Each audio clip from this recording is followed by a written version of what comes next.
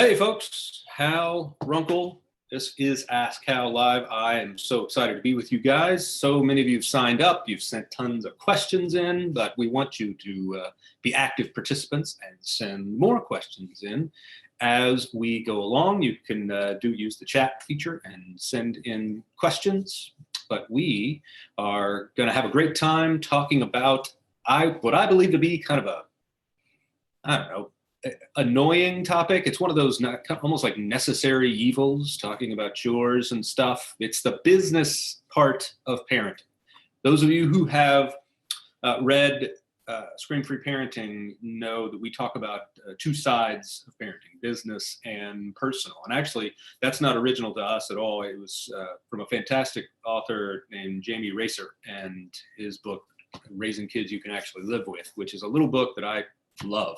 And there's business and there's personal, and we all love the personal. That's the affection time, the fun time, the play time, and then there's the business, which is scheduling and chores and money handling and handling all discipline and structure. So that's what we're going to talk about today, is some of that business stuff, because if we don't do the business stuff well, then the personal stuff, actually, we don't even get to enjoy it very much at all. So I'm going to turn over to Sarah, who is going to ask our first question, I believe. Great. Yes. Glad you guys are with us today. And I want to just do a little housekeeping first. As Hal mentioned, we would love for you guys to send in more questions. And so there are two buttons at the bottom of your screen. One is Q&A and one is chat. So if you can actually use the Q&A to send in your questions, that would be great. All right, so our first question, Hal, is a family who has 3 boys. Their oldest is 14. He hates any chores or helping in any way. He protests and diverts and manages to sneak away. What's the best approach to chores with teenagers? What are some options for when he refuses to help, and any creative consequences? Okay. Here's one thing, is we shouldn't be surprised with teenagers who don't like doing chores. I don't like doing chores. You know what? I would question you if you liked doing chores as well. Let's first of all just not get upset at the fact that they're not enthusiastically wanting to pitch in and support the whole family, because one of the things about teenagers is they are trying to do 2 things at the same time. They are trying to distance themselves enough, differentiating themselves enough from us so that they know who they are, as opposed to who we want them to be. And at the same time, they're wanting to actually stay connected enough to us to, again, figure out kind of who they are, what their rootedness is, where their rootedness belongs. And it's a difficult thing. They're conforming to some things and rebelling against other things. And a lot of times they will rebel against the easy things like chores. And so the first thing is, let's just not get upset about it. Let's go with the regular feeling we all have. You know what? I don't like doing chores either. So one of the things I learned from a great mentor and friend, a guy named David Blackwell, he just did this thing called a good 15 minutes. And he said he had 2 boys that were just a couple years apart, and he would say, okay, guys, I just need 15 minutes. And they would set a timer, and that's the maximum time that they had to get all these chores done. And he would be doing his chores as well, and they would be doing theirs. And so you set a timer, and Michael, we started doing this with dishes. Like if my wife cooked, then it was me and the 2 kids. It was our job to clean and say, all right, guys, we got 10 minutes to make this happen. Let's go. And we can't do anything more. So whatever left after 10 minutes, we stopped. And it just became this kind of, hey, I get it. This isn't fun, but here's what needs to be done. Now, there are natural consequences for not doing chores that are done outside of, like, on your own. Like, hey, you got to take out the trash at some point today or whatever. I will say there's a couple of times where, at least once, each of our kids found a trash bag full of trash in their room. Because I did not want the trash. We needed to replace the trash because it was full, but I didn't want to do their job for them. So I will pick up the trash, but I won't put it where it belongs. And so it ended up in their room. I think one time my son in his bed or something. And I learned this from a guy telling me a story about had a roommate in college who was a total slob, and this guy, my friend, was going to have a date coming over that night, and hey, would you just clean up the kitchen? And when he got there, the kitchen wasn't clean, and so he just took all the dishes and he put it in his roommate's bed.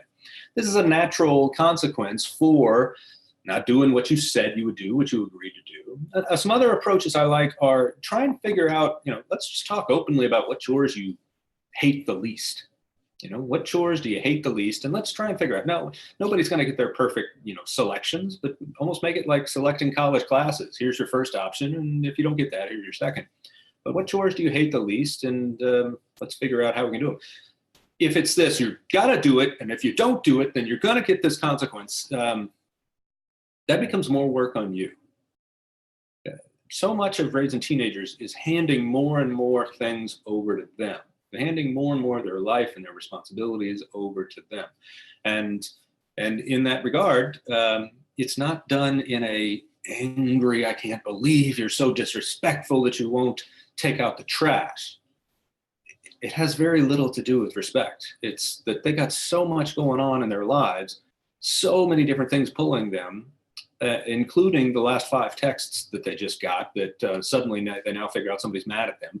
And now they come downstairs and they get that from us. That's just not helpful. Doesn't mean excusing them from anything, but it does mean just have an understanding that, hey, I get it, this is not fun, but here are what's got to get done. And then try the good 10 minutes, good 15 minutes. I saw that has worked really well for us. Yeah, that's one thing my husband's really good at too, is I just need 15 minutes. Just come outside with me. I know you hate it, but it's just 15 minutes. So it's definitely a good way to get a little bit of cooperation, and they know it's not an eternal cooperation. Exactly. And you're standing shoulder to shoulder with them. You're doing your job as well as they're doing their job. Yeah. Exactly. Okay, Erica has a question. We instituted the idea Hal has spoken about on the Pause platform to separate allowance from household responsibilities like chores. Okay. You still recommend using a list of tasks to complete each week, like garbage duty, dishes, etc. And are there downsides to this? I got to be honest, we never did lists of tasks. And maybe that's why we have such a bad roach problem in our house. But my wife would answer that. Bro, she would say yes. No, it's not true. We just never got in the, hey, lists, chores, got to get done, check it off stuff. And I don't know if that's just because it's not our personality or what. I've certainly met families that has worked for. It wasn't ever very comfortable with us because, again, who's monitoring the list? And it felt like a manager keeping tabs on the employees, and he's micromanaging or she's micromanaging, and she's working harder on their tasks, keeping up their tasks than they are actually doing the tasks. And I just never wanted to work that hard. What I wanted to do, and this is something we teach in our seminar called Scream-Free Leadership. And it's a principle that I got from one of my gurus, one of my mentors, a Rabbi Edwin Friedman. And he has this brilliant, it said, don't delegate tasks, delegate the anxiety. Meaning, try to encompass or invite your kids into this overall, here's what has to happen in order for a household to run. And when you don't do your job, it affects everybody else. One of the things we don't do enough of is allow the natural consequences of a kid not doing their chores to actually have the effect it does. I mean, an extreme example is we say, okay, well, we'll get this puppy if you guys promise to take care of it and take it for walks, right, and pick up its poop and feed it, right?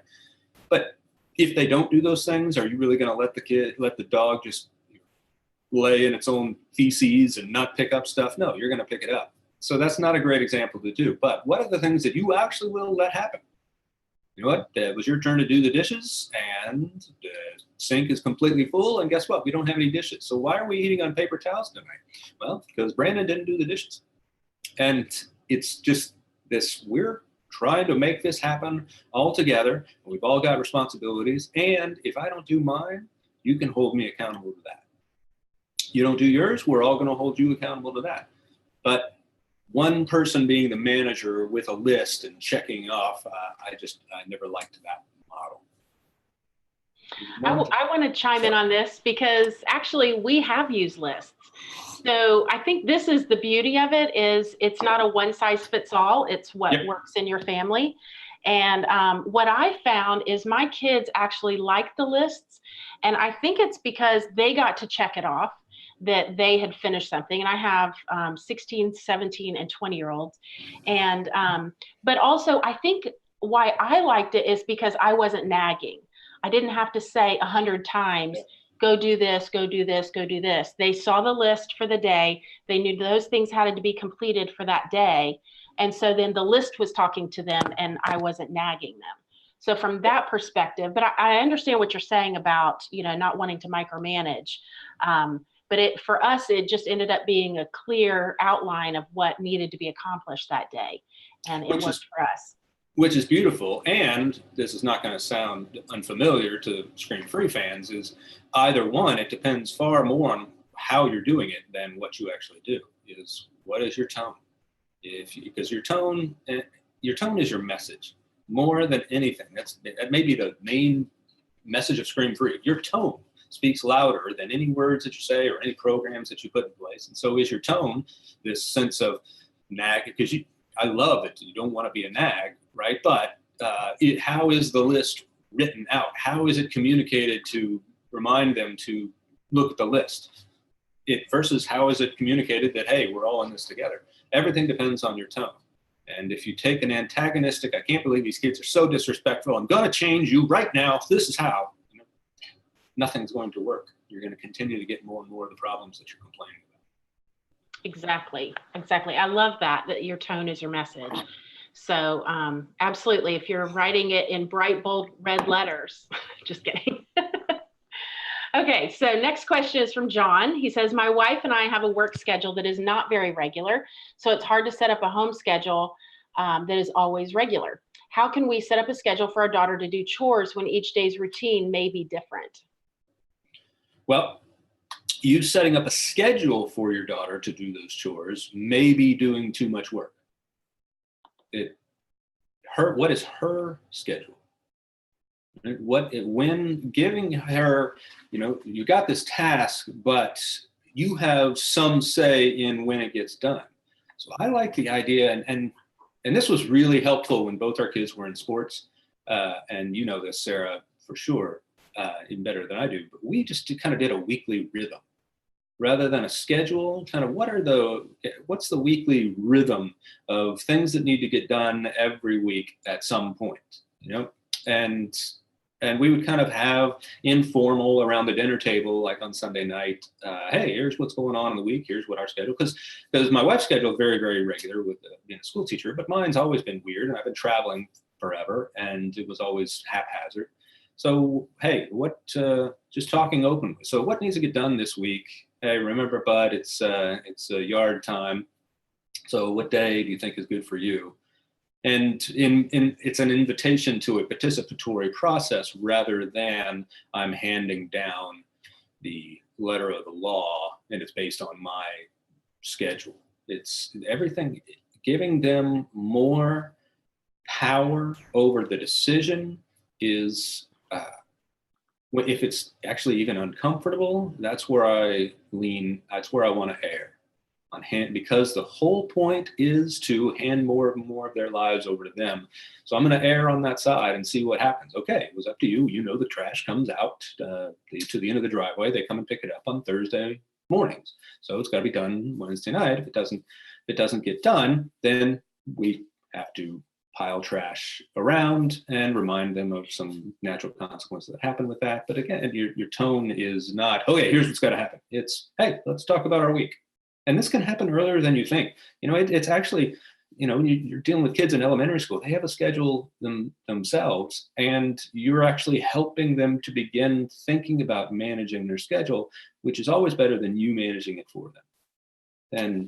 And that's the way to gently begin to do this. Talk to them as if they are a separate person who's capable of taking responsibility for the very job that you're wanting them to take responsibility for. And I think also allowing them the opportunity to choose when they do it is a big deal. So I know right now we've got some weeding that needs to be done, But as you mentioned, sports are a big thing in our family as well. And so both my kids play varsity sports. So they're in school all day, then they have practice or games. So they're not home till well into the evening, and then they have homework. So I have honestly slacked off a little bit on giving them chores because they have so much to do. But one thing that we can do with them is say, okay, the weeding needs to be done by Friday. When you choose to do it is up to you and when you want to work it in, but it needs to be done by Friday. So that gives them some flexibility and the ability to do it when they're in the mood to do it, but it still needs to be done. Yeah. And then the Runkles weeding needs to be done by Saturday, and they'll come over here. The idea of my kids weeding is quite the fantasy at this point. So good luck with that one. Yes. That's great. Yeah, I'll let you know how it goes. Yeah, let me know how that one goes with a sophomore and a senior. Good luck. Because the reality is, the tone is the message. Tone is the message, Hal. Yes. Well, I will tell you that, I mean, my son is 18 and graduating in a couple months, and he's got work, tons of work that he's doing. He's got a couple of different jobs, and just make sure the upstairs bathroom is not a complete fungal experiment growing, and we're pretty good. At this point, because he's trying to lock down, study for AP tests so he can CLEP out. He's still not sure where he's going to go to school. There's so much happening. He's going to 2 different proms and worried about all that. I want to be understanding of where he's at in life, and also recognize this is not his home for very much longer. I mean, it was a moment last year, this past Christmas. So my daughter's a junior. And usually I always figured, summer after junior year, that's when you begin to shift your idea of what home is. And she surprised us. So we had a bunch of family for Christmas, and it was the 28th, and they all left. And then she just turned to us and said, I think I'm ready to go home. And that meant go to Nashville, where she goes to school, and be with her friends. And they have a house, and that's the way it needs to be. So asking her to do chores when she's here is a little awkward. But we still do it like she was here for the summer. And hey, here's some things that need to get done. But it's much more of a respect to another adult. Hey, you got tons going on, and you're so right, Sarah. They have so much when they're doing sports on top of everything else. It just changes when they're older teens like this. Right. And I think even when they're young kids, you can still give them the ability to choose when to do certain chores. I think you invite more cooperation when you understand that if you go to them during the middle of their TV show that they're watching and say, hey, you need to come empty the dishwasher. It's not going to go over well. No. And so just telling them, hey, before bedtime, this needs to be done, then they're more likely to cooperate with you when you respect their time and give them some flexibility. And you said something so vital. I don't know if everybody saw today's Daily Pause, but it was about, this idea of how do I teach my kids to respect me? And I hear it everywhere. Sarah, when you travel, you hear it everywhere, that kids are disrespectful. And more, I am coming to the idea that I don't think that's what it is. I don't think that's what they're showing is disrespect for you. I think they're actually modeling the amount of respect that you've given them. And when we don't respect them as separate people who have concerns of their own. I remember I was friends with this guy, and we had this men's group that we would meet, and he led it. And when finals came around, he would say, now let's remember, guys, our kids are really stressed out right now because, well, they think they're stressed out. And he was doing it in this way to connect with, hey, we all got major problems going on in our lives and major stressors. But it's very demeaning to think that their stress is somehow not equal to ours. But you think about it, they got so many things pulling them in different directions. And even when they're young, and they don't have the brain capacity and historical experience to draw from. So they're doing so much with much less in terms of resources. They don't need to get from me this disrespect of you need to stop whatever you're doing right now and do exactly as I say. You wouldn't do this. You wouldn't say that to anybody, right? I mean, you would say it if you're a boss at work. You wouldn't say it to an employee. I mean, because you know what, you're going to lose that employee soon. So have a measure of respect. Hey, I understand you got stuff going on, but it needs to get done. What do you think is a good time? Where you figure out when a good time is. But just this measure of, I respect that you are not me. I respect that you are separate from me, capable of making decisions. And they're going to absolutely reflect that respect back to you. The more you show it to them first. Absolutely. I totally agree with that. Okay, here's another question. This one's a little bit long, but let me read it. I have an almost 9-year-old and a 10-and-a-half-year-old, both boys. Our boys do some chores like cleaning up in the kitchen and putting away clothes, folding some clothes as part of the family. And we also pay them a small amount of money each week for other chores, cleaning their room, bathrooms, which are usually done on Saturday. One of my kiddos has realized that if he keeps his room picked up during the week, he doesn't have to work so hard on Saturdays to get paid. And the other older son waits until Saturday and then complains that he has to work harder than his brother. So is this just a part of the personality differences between these kiddos, or will my older son possibly learn from seeing his brother work in this way? Possibly. And the younger one may possibly learn that, hey, if I don't work during the week, all I have to do is to work one day and it's fine. I mean, he may learn the magic of procrastination, which I'm a master procrastinator, and people say they don't work hard. No, we work really, really hard. We just work all at one time, but at the very last minute. But you don't know what's going to happen, because so much of their learning is going to happen after they leave and when they're totally responsible for keeping a house. Yes, habits we've helped teach them will come into play, but so much happens differently when it's completely yours. And that's one of the principles we teach a lot, is whoever owns the most cleans the most. And that's a principle we teach in the marriage material, but it's true here. When they have a sense of ownership over something, they're going to do it. But the reality is, it doesn't matter what your brother's doing. It doesn't. You know what? Yeah, you got a job to do, you do it your way, that's fine. But he has to work. I don't care, dude. You're making choices. You do it how you want to do it, how you think it's done. And let them be different. That's another way of respecting our kids, is absolutely letting them be different and recognizing it and respecting those differences and not asking them to conform to each other.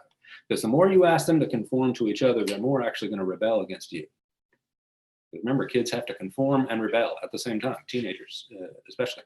And I don't want to give them an easy way to rebel against me by demanding that they conform to me or to each other.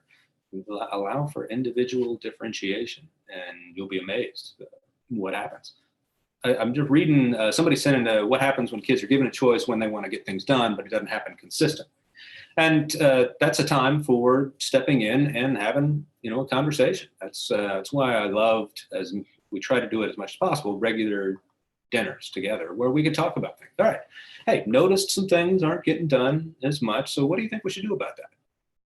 You hear how respectful that tone is? It's this, I believe you're totally capable of doing it. And hey, I get it. Things get behind. So is there anything we could do differently that could help you get this done? Because we all need you to do it. We all dependent on you to get it done. So what do you think can happen? How can we help? And maybe that's when you step in and say, okay, so we're going to have 3 sessions, this week of a good 10 minutes. Or a good 15 minutes. And we're all going to work together. Or you and the one kid who's not doing it at the time he said he would do it. All right, it makes it harder for us to depend on you if you are saying you'll do it this time and then not do it this time. So for the next few weeks, we're going to do it together. It was kind of like when my son lied to us forever about brushing his teeth, and then we got a $1,200 cavity-filled bill, which still makes me angry, even though I think he was 9 or 8 or something like that. But it was frustrating. So we said, hey, look, you're brushing your teeth. For the next month, you're going to brush your teeth. And it's either going to be done by you or it's going to be done by me. I'm fine with either one. One of them involves a little less blood, but it's going to get done. And then after that, then we instituted this natural consequence. So if you don't brush your teeth, then $10 leaves your account and comes to ours. So that way, if it is, you do get cavities, you'll at least pay for some of it. But I like the idea of, okay, we need to step in and do more of intervention. It's kind of like, I want to intervene as little as possible. And if there shows some need for increase in that intervention, then I'll do it. But I'll do it gently. Hey, okay, you know what? We need some good 15 minutes time. And but talk to them as if you're an essential cog of the family. And you're not taking the trash to the thing, or you not cleaning the bathrooms when people are coming over, that's a problem. It's a problem, and I believe you can do it. So what do we need to do to help you? Awesome. Okay, next question from Amanda. It's been successful for our 4 kids, 12 and under, to use rewards as an incentive for chores. Once the living room is cleaned up, you'll earn 15 minutes screen time. I like the system in moderation, but don't want the what's in it for me mentality to take over for things that need to be done. Any thoughts on what to do when, because the living room needs to be cleaned up and you made the mess, is not motivation enough? Right. We tend to go to rewards and punishments as carrots and sticks when we don't feel enough of a good relationship that we have with the child. But always remember, the greatest influence you will have is not by some system you devise. The greatest influence you'll have is through your relationship with them, so that when, hey, it's not getting done, you can come along beside them one-on-one, sit shoulder to shoulder and say, hey, you know what, this is beginning to be a problem. So what's going on? Right? What could I help you more with? What would it take for you? Because what we're doing so far is not enough, right? So what do you think it would take? And the problem is, once you start down the rewards path, it's really hard to get off it, because you're creating, Pavlov's dog, and I've given them a reward every time they do this, but that's not actually treating them like a human being. Human beings are much better when we are internally motivated rather than externally motivated. Much, much better. And because the internal motivations of doing a job well and feeling that sense of satisfaction, of fulfilling your responsibilities and knowing that you've contributed to something bigger than yourself, those are much stronger motivations than even money rewards. And because money rewards you're always going to be chasing after. And the reality is, you're going to be lying to them. That's what we do when we establish money for grades or money for chores, is we're kind of lying to them about the way the world works, because you're not always going to get immediate rewards for something. You've got to find something more intrinsic. And it is this idea of doing something well makes you feel good about yourself. It is the best way to build self-esteem. And in reality, I think giving rewards actually hampers their ability to develop true self-esteem, because they're still chasing after something from you rather than pursuing something that's coming from within, which is when you accomplish a job that you did on your own, that's what builds self-esteem. And so giving them the chance to do that. So I'm always going to be reticent to give rewards for things that just have to get done. And that's why we separated chores and allowance. You get an allowance because you are part of the family, and I want you to have money and taste the power of money and the lessons it can lead. You have chores to do because you're part of the family, and this is what we do in order to function well as a community under this roof.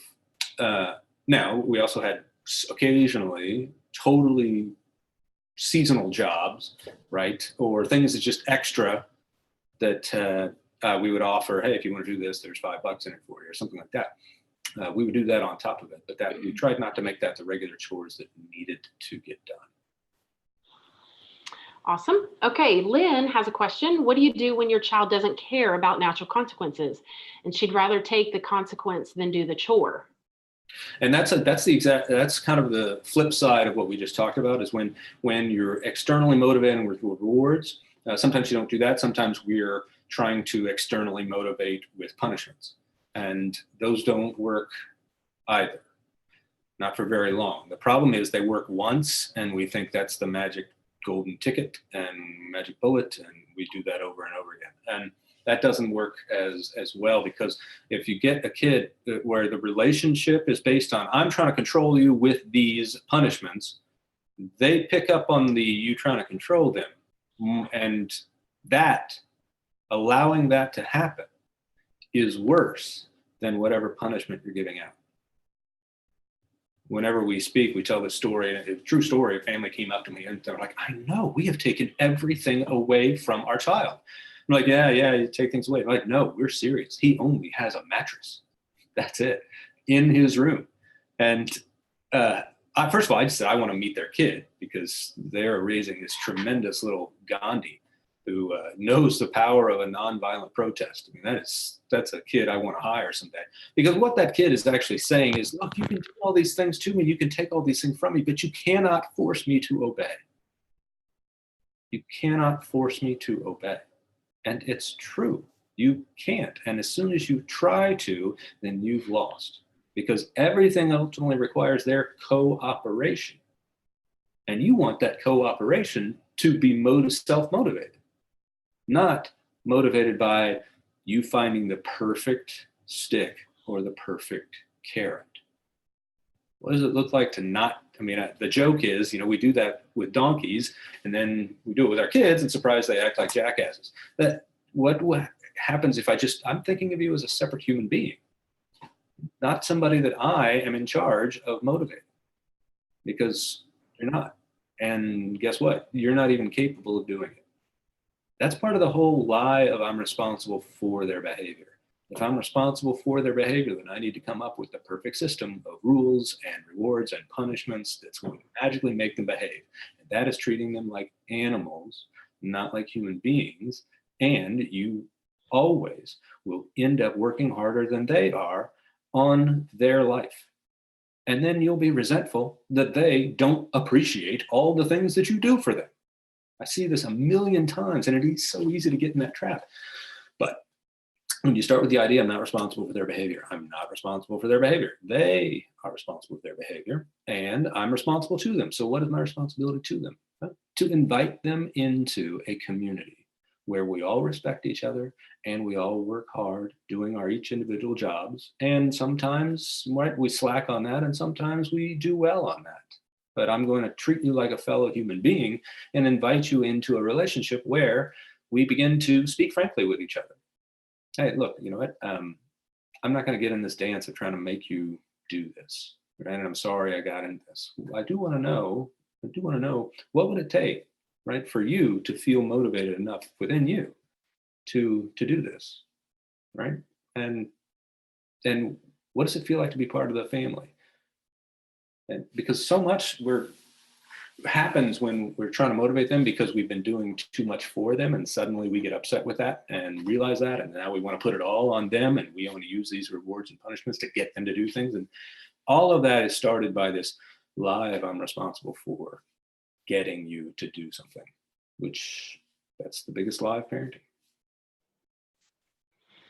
Okay, Anne has a question. She'd like your thoughts on the way that they do chores at their house. She said, our setup is that after school or on Saturdays, they have to do all their chores, homework, and practicing before they can play outside or play on screens. Her kids are 5 and 12. So what are your thoughts on that?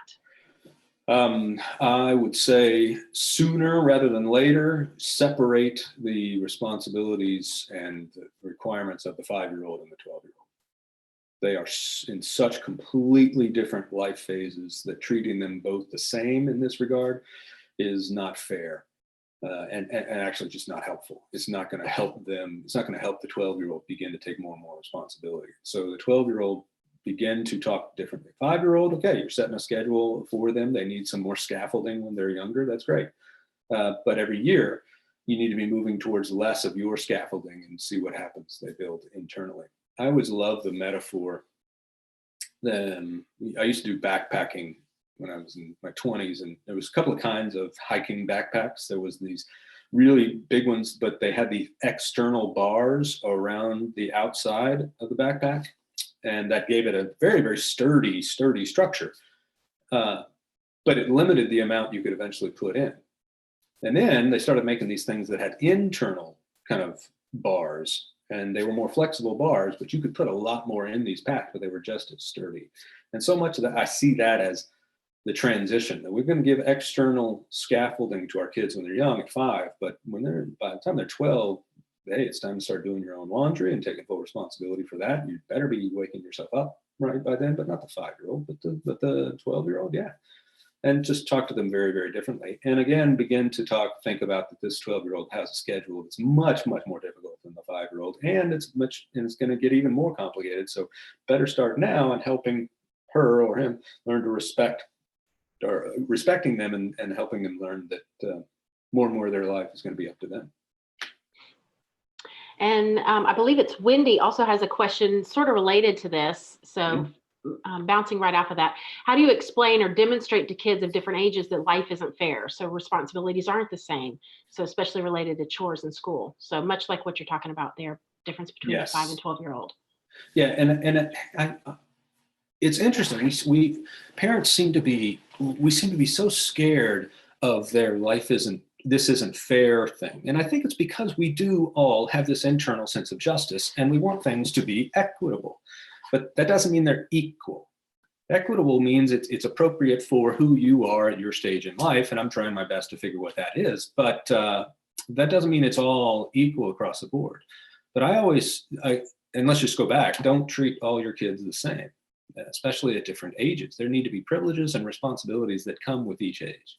And they need to be, I think, milestones that you build in. Hey, everybody knows in this family, you turn 12, and that's when you start doing laundry. Maybe that's when you get your first cell phone.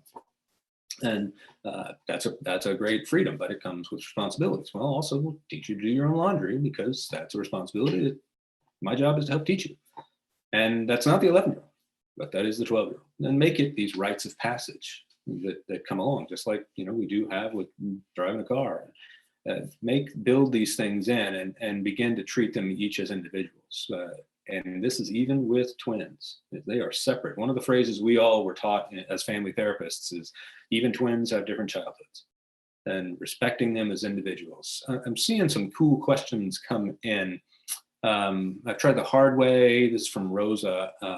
Tried the hard way and the nice way to talk to my 14-year-old, and his attitude is aggressive, defensive, not aggressive, but passive. I think we have an understanding, but the bad results are back. And the passive aggressive kid who will say, usually that means he's saying what he thinks you need to hear just to placate you. And that's a sign of a relationship that's not going great. And when I hear I've tried it this way and tried that way, you're still trying to control him. And good cop and then bad cop are both bad cops if you're trying to use that to control his behavior, because that means you're still taking too much responsibility for his behavior and then being shocked that he's not taking responsibility for his own. It's a simple twist of words, but it is the biggest shift you can make. Is this, what are my responsibilities to him right now?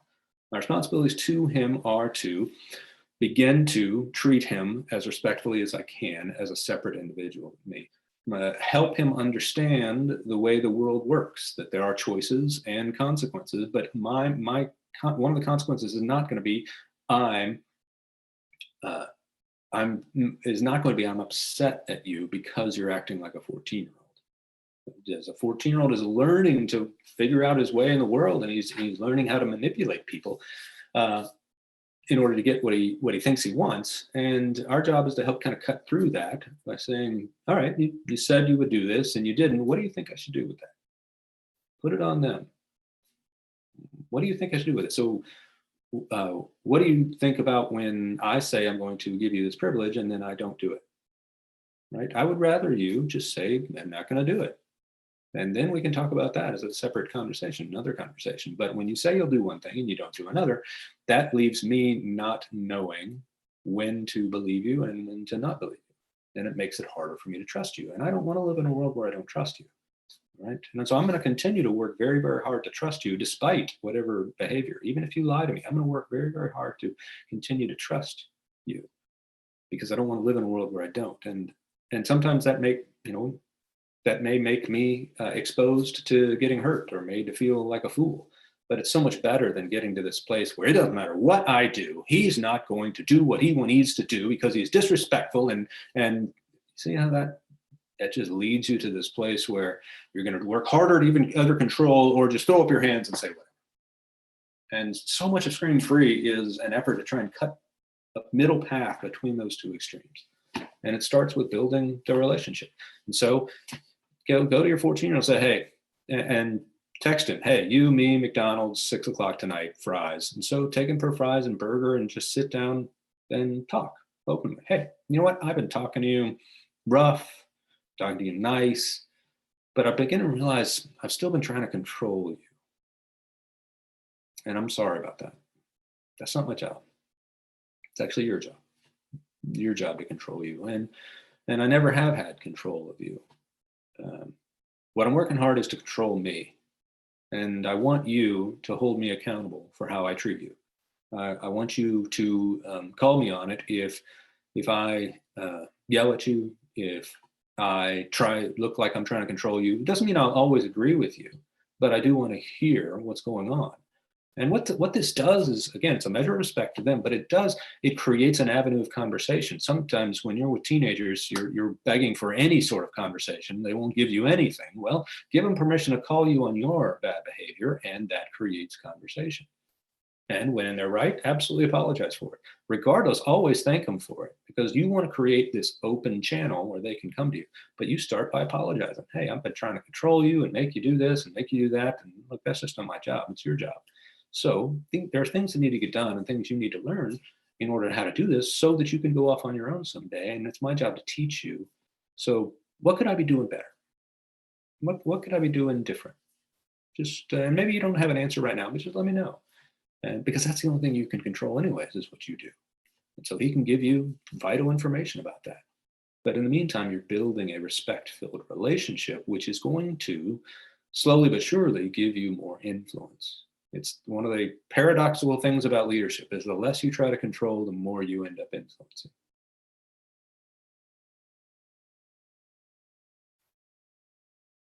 I can't hear you. Sorry. Sure. Hey. Yeah, I think no matter where you are with the chores, and if you realize you've been doing it, maybe wrong this whole time, and maybe you're looking at starting over, I think apologizing is one of the best ways to get that conversation started. So I totally agree with what you're saying there, Hal. Sorry. That's okay. Yeah, humility goes a long way, even with kids. It really does. Especially, man. It's because some of us didn't grow up with ever hearing an apology from our parents. Mm-hmm. And it was like this bad, I don't know where we got this idea that, well, it makes you look weak. No, it makes you look amazingly strong. Mm-hmm. Right? When you're able to stand up and say, hey, dude, you know what? I blew that one. You deserve better from me. Yeah. That doesn't make me look weak in any way. It makes me look strong because I am man enough to admit when I'm wrong. That's strength. I am an adult enough to admit when I'm wrong. I'm, woman enough to say, I did this, I missed, I should have done this differently. And it's this amazing pathway of modeling them to adulthood. But you got to make sure it's not an I'm sorry, but. Right. Right. No, I'm sorry, but your behavior, and what am I supposed to do? And you don't apologize to them in a way that makes them feel guilty. Okay. Well, we have a bunch of people joining us through YouTube as well. And so we've had a question sent in. So let me read this one to us. My son is 10 years old, which seems like a teenager already. I'm trying to teach him to do his own stuff for several months now, like wearing his own clothes, taking bath on his own. He does this some of the time, but mostly he tries still to get me to do it for him. I'm trying my best to maintain a calmer tone of, no, you're 10 now. You can do this by yourself. But listen to this. He tries to talk his way out of it by saying, why should I help you then? When you can do things on your own, you're asking for my help. So how does this parent handle this? Well, he has a great point. And this is something we teach in the Scream-Free Marriage material. But if you are asking someone to help you do a job, then you are acknowledging that it's actually your job and not theirs. And so what you're asking from them is a favor. And that's totally different than them taking responsibility for something that is theirs to own. So your kid is absolutely right in saying, well, why are you asking me to help? Don't ask him to help. This isn't, hey, I need you to help me around the house. No, hey, I need you to do your part of making this house functional, right? And your part is doing more and more things without me reminding you. Now, when he's 10, my grandparent, this is going to sound weird. Some of you will get this. If you lived near the ocean, you'll get this. But there's something called brackish water, and it's where a river goes out to the ocean. And in this brackish period, it's the ocean salt water is blending with the river fresh water, and so it's this weird mixture of both. And there's some fish that can only live in that, and organisms that only live in that half salt water. And that's kind of what 10 is. It's this overlap where you're handing more to him, and yet he's still trying to hold on to childhood for a little while and ask you to do things. And so my favorite word in that is kind of sometimes. With a 10-year-old, 11-year-old, 9 through kind of preteen stuff. Sometimes, you know what? No, I think this time you can do it on your own. But I don't want to. No, that's not part of the issue. Part of the issue is whether or not you can handle this. I believe you can. And then sometimes say, you know what, you want that? Okay, I will. Right? And that way you're not doing everything for him, and you're actually helping him begin to get a taste of this, so that you get to a point where, you know, after this point, like with doing their laundry, you get to the point where just, I'm not going to do it. I just refuse to do it anymore. And I'm not going to say that to them. I just tell that to myself. I don't do it. So that when they're upset that they don't have stuff, you know, well, yeah, I'm with you. I hate it when my clothes aren't clean. That's it. You just move on. But it's part of this overlap, brackish time, if you will, where sometimes I'm going to help you with it, and sometimes I'm going to encourage you to do it on your own. And with eventually, as time goes by, more and more on the latter. But don't ask him for help. He's not helping you, right? He is contributing to the existence of the family. So come contribute to the assistance of the family and wash these dishes with me. Yeah. I just need 10 minutes, right? We only have 10 minutes to do this. That's right. Okay, John has a great question. This is interesting. So you talk about privileges and responsibilities, but aren't privileges the same as rewards? Not necessarily, but I get it. There are privileges that come naturally. A reward is something you won't get, period.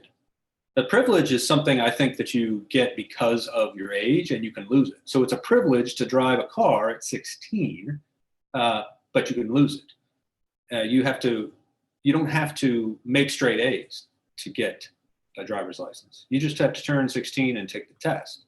So it's not tied to a specific behavior. That may not sound like a big enough difference to you, but I think it is. There are privileges that just come with being my child. There are privileges that come with living in this house, and those privileges all have responsibilities that come with them. So that's why I see it as a different reward. You're not getting this because you accomplished something other than you turned 10. You're not doing this as a reward for doing something. This is just a privilege of being in our house. And the way the world works is we all get privileges, and when we don't exercise responsibility with those privileges, they get taken away. You know what? I get free tickets in a year. I'm going to lose my license here in Georgia for 6 months. So that's a privilege that's taken away, rather than. And so you could say that's a punishment as well. But that's why we always talk about natural and logical consequences that have no emotion from you behind them. It's just, no, this is the way the world works.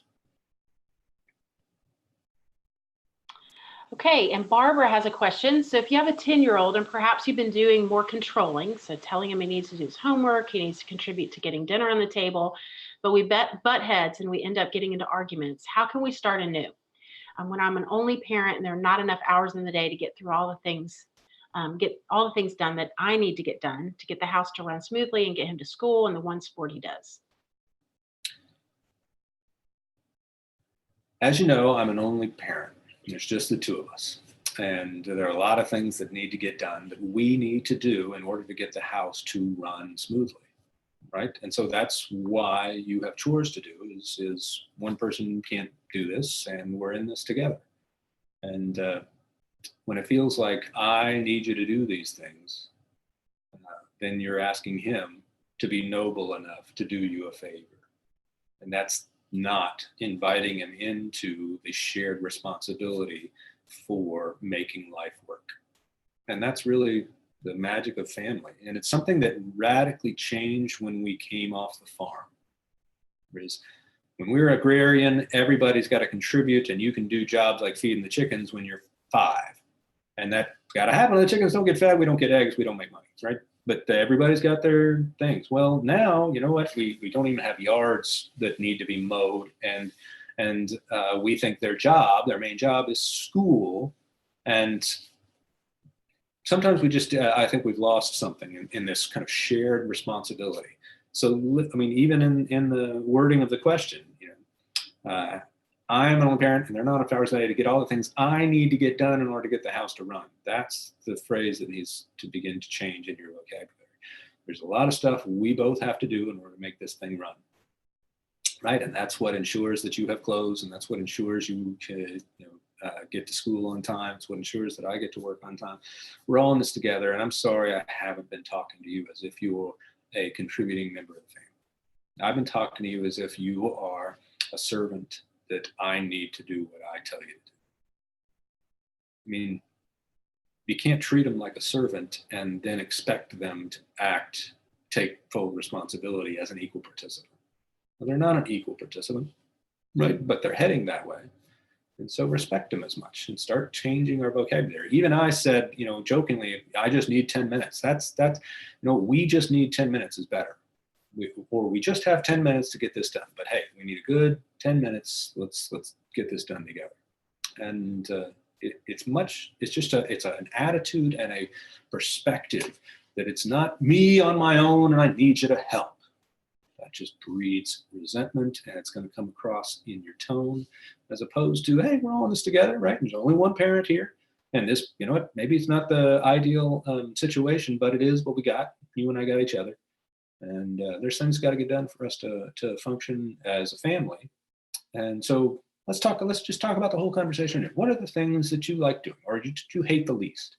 And I'll say the things that I hate the least. And we'll figure out something that can make us work together, because I believe we can do this.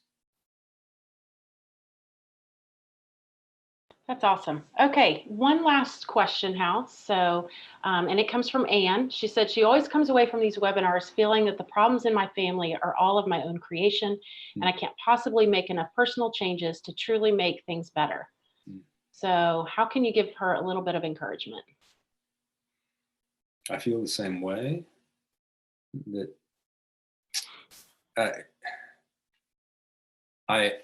it's a delicate balance of convicting ourselves with the changes we need to make without taking all of the blame for everything. Because the reality is we're not powerful enough to take all the blame for everything. We are co-creating. We are in a very powerful leadership role, however.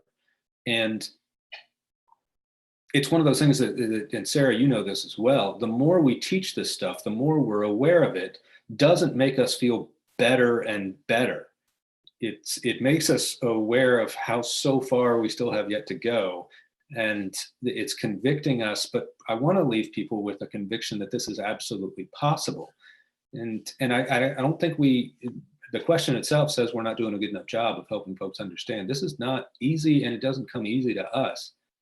I had to create this material and devote my life to teaching it, because I would have been such a disaster as a parent without it.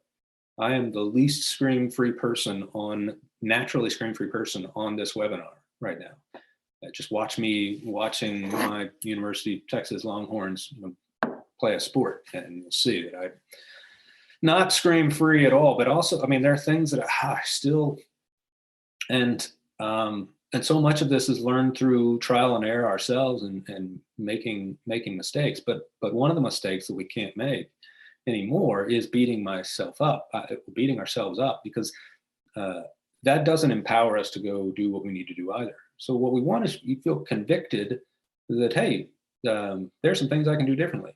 I also want you to be convicted that you're probably doing a lot better than you think you are at some things, and let's build on those strengths. But here's the deal. If you're on this webinar, that makes you so ready and willing to change. That makes you such a good parent that you are actively seeking this. And so dive as deep as possible. One of the things, and this is why we created this thing, is I'm wondering if you've signed on and started the Pause platform, because that is the best way to, in bite-sized chunks, every week or every day, if you like, at your own pace, you begin to do exercises that are designed specifically to help you get a little bit stronger in doing this. And that's why we created it. It's on your own pace. It's on your phone or it's on your computer.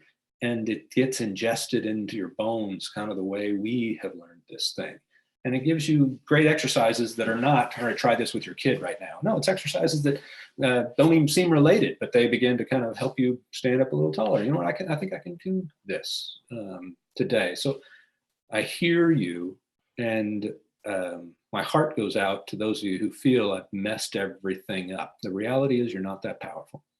And kids are amazingly resilient, and your kids are dying for you to begin to make subtle changes in treating them more as individual human beings. They're asking for that leadership, even when that leadership says it's time to enact a consequence for their behavior. But they so want to respect you because they know how much they depend on you. And you can do this, right? But so for the rest of today, I'll check out the Pause platform. Sarah's about to tell you a little bit about it, but also just spend some time today, think about, how do I treat them as things to be controlled rather than people to be enjoyed, people to be separate individuals that in order to be taught and influenced and eventually launched into their own realm. They're not little kids that are my responsibility. They are separate human beings that are every day growing in their ability to take care of themselves and make their own decisions. And it's my job to help nurture that process. All right. Well, that's what I'm going to do now, is actually show you a bit of the platform. And so that's the cool thing about this, you guys, is that the platform deals with this very issue of chores and responsibilities. And so as Hal mentioned, little by little, you're working through the material and getting the opportunity to practice different things that you're learning. And so we have all kinds of activities on there specifically related to chores and responsibilities. So let me go, I'm going to share my screen with you now, and I want to take you to the platform and show you what it looks like. So, all right, let me close this out for a second. Okay. So here we are inside the platform, and I'm going to go ahead and click on Screen-Free Parenting. And within the platform, there on level 3, actually, I'm going to scroll down there. We have a mirror activity that deals, we have a mirror activity that deals directly with being responsible to versus responsible for. Now, you remember, I'm sure, that Hal talked a lot about being responsible to our kids rather than being responsible for them. And so this activity in particular gives you some different scenarios where you're thinking through what's the difference between being a responsible to parent and a responsible for parent. And so there are several different activities here. And then if we go down to level 6, we have a blog post that talks about helping our kids learn how to manage themselves. So that, again, is what does it mean for them to be responsible for their own stuff, whether it's their emotional stuff or their physical stuff. And then we also have a challenge right after that where you're then going to go put that into practice. And so you're looking at managing behavior. So encouraging them to choose their own school outfits, pack their own school lunch, wake themselves up, but also manage their own emotions. And what does that look like for us to sit with our kids rather than try to dominate them and tell them how they should or shouldn't feel? Level 7 also has a video on the dreaded messy room, which is something that a lot of us struggle with, you know? So Hal has this whole video on how do you deal with that issue. Do you just let it go, or do you become a dictator? And I'll give you a little hint, you don't become a dictator. All right, and so level 7 also has what we call Space Creator. So this is another challenge where, depending on, and let me just give a little plug for this, you'll see here some words highlighted there: the caregiver, coach, and consultant, and counselor. And so we have actually a parenting personality profile that you're able to take, which gives you an indication of your strengths and struggles as a parent. And then we actually lead you through, depending on where you fall, how to implement different things within your family. So some of us are going to lean more towards being maybe a little more authoritative with our kids. And so how do we come more to the middle with that? And so we have specific challenges for each of these different parenting personalities. And then last, I'll just show you real briefly, the level 10 has a blog post on avoiding the chore wars right here. So some specific tips for you on how to gain the most cooperation from your kids and incorporate them into helping out, or participating, I should say, with household duties. And then also yet another challenge on this level as well for dealing with tasks around the house. So as you can see, we have a lot of different topics available from this platform for chores and responsibilities. But some of you may not have even signed up at all. And so let me show you, this is the main homepage when you go to pauseplatform.com. And if you scroll down right here, you'll see that there are 3 different options for you. If you know that you are ready to enroll, absolutely click here, I'm ready to enroll. If you want to spread out payments, we do have a 12 monthly payment plan of $19.95 a month. Or if you just want to test it out, you can start the free trial. There's no credit card required. Just click here and you can have access to the complete first level, which is about an hour's worth of material. So it's a great way to test it out. But today only, we are giving a coupon code, and it is webinar50, webinar50, and you'll receive 50% off the current price. You guys, that makes the platform only $99, which you're getting a savings of $150 off. So it's only good today until midnight Eastern time. So March 21st through midnight Eastern, webinar 50. You'll receive an email afterwards with all that information as well. So we hope that you enjoyed this webinar, and just want to let you know that that we will be having another webinar. For some reason, you are showing up, Hal, and not me. That's weird. Anyway, we will be having another webinar in mid-April, and it will be about teens and college students. So you'll receive an email about that, and you can send in information or questions ahead of time as well. So hope you guys enjoyed it, and we look forward to hearing from you soon.